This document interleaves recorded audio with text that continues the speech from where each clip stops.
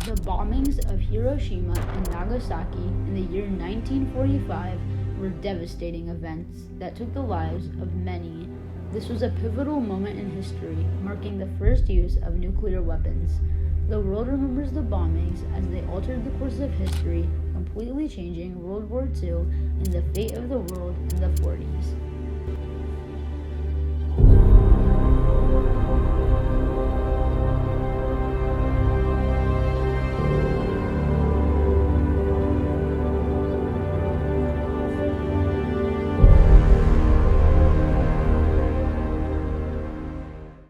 It was the mid-1900s. The entire world was tense.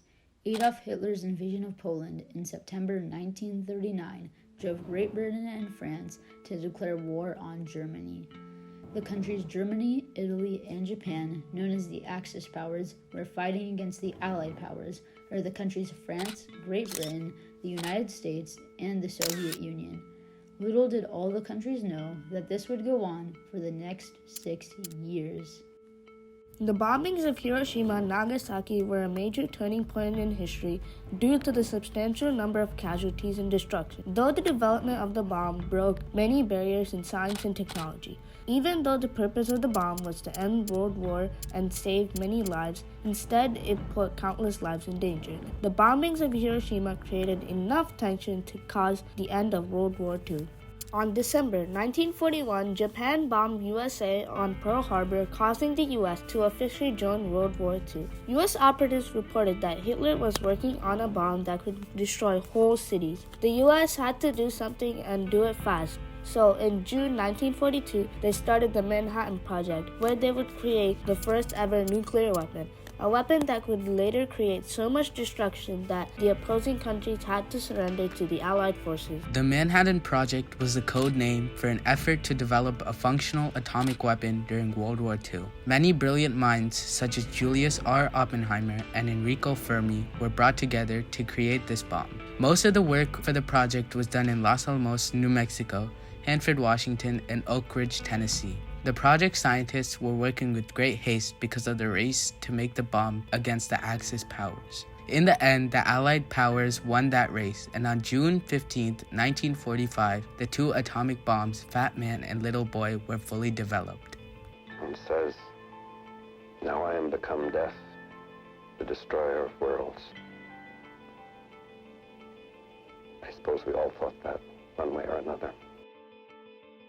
Julius Robert Oppenheimer was known as the father of the atomic bomb because of his work towards its creation. Oppenheimer oversaw the work on the bomb in the Los Alamos laboratory. He was chosen for this position as he was a profound theoretical physicist who was already working on the ability of the creation of the atomic bomb. Enrico Fermi was the lead scientist that led the development of the first nuclear reactor at the laboratory at University of Chicago. He was then recruited by Oppenheimer in the Los Alamos laboratory, and Fermi became the associate director there. After the recruitment, Fermi then conducted early work and research to develop the atomic bomb. Finally, in 1943, the atomic bomb was fully developed. On June 16, 1945, the atomic bomb was then tested at Jornada del Muerto, a plain 200 miles away from Los Alamos. The bomb was then detonated and could be seen as far away as 200 miles away from the test site. The after effects of the bomb were 2 tons bigger than expected, but nonetheless, the same type of bomb was still used later in the World War on Hiroshima and Nagasaki.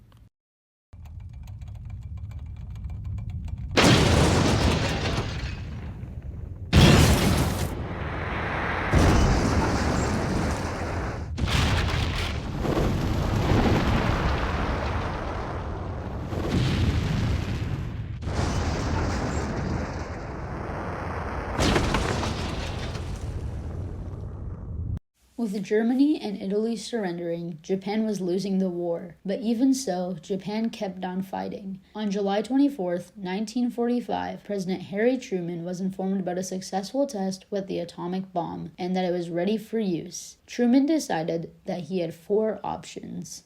The first option was to invade Japan. A ground invasion was too risky as there was a lot more Japan could do if we were fighting in their own territory. Truman believed that a ground invasion was not worth the risk and lives.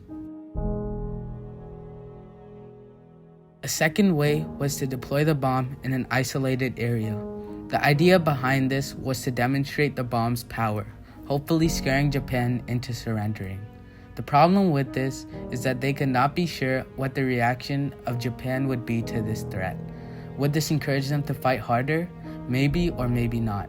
So this could not be done. Another option was to bomb Japan with conventional bombs. Conventional bombs are bombs that do not use nuclear energy.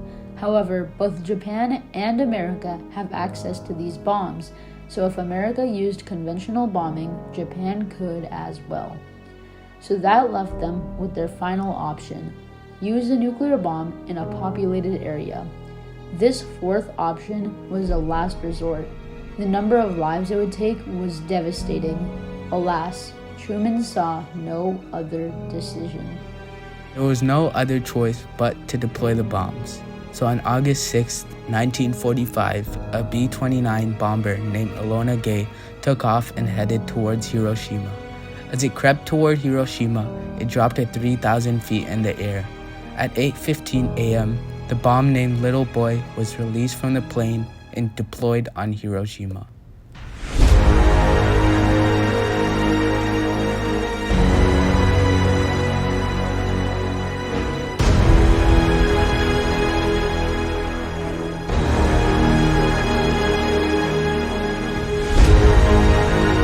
Three days later, August 9th at 11:05 a.m., another nuclear bomb, Fat Man, was dropped on Nagasaki.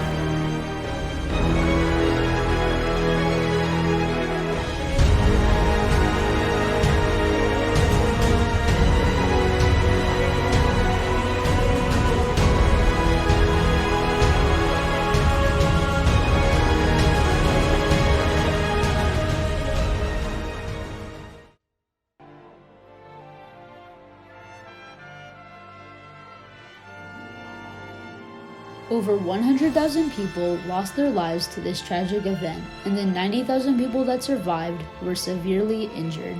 It takes 10 seconds for a nuclear bomb to reach its maximum size, but the effects last for generations. The radiation from the bombs caused Hiroshima and Nagasaki, two major cities in Japan, to be uninhabitable for many years. Japan formally surrendered from World War II on September 2, 1945. This was because of the chaos and destruction caused by the nuclear bombs. The creation of the bombs brought new advances in technology and brought creative minds from different countries to cooperate with each other. After World War II, there was a realization for the need of an organization where nations could come together to discuss international issues and prevent future conflicts. This led to the establishment of the United Nations in 1945, which is a place where nations can gather to discuss worldwide issues and problems. In 1991, Japan completely changed their army due to the World War II. Japan modified their army to be completely focused on self-defense.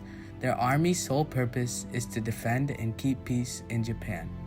The absence of the army allowed Japan to go into industrialization as it developed the country into the country it is today. The bombs brought human civilization to the atomic age.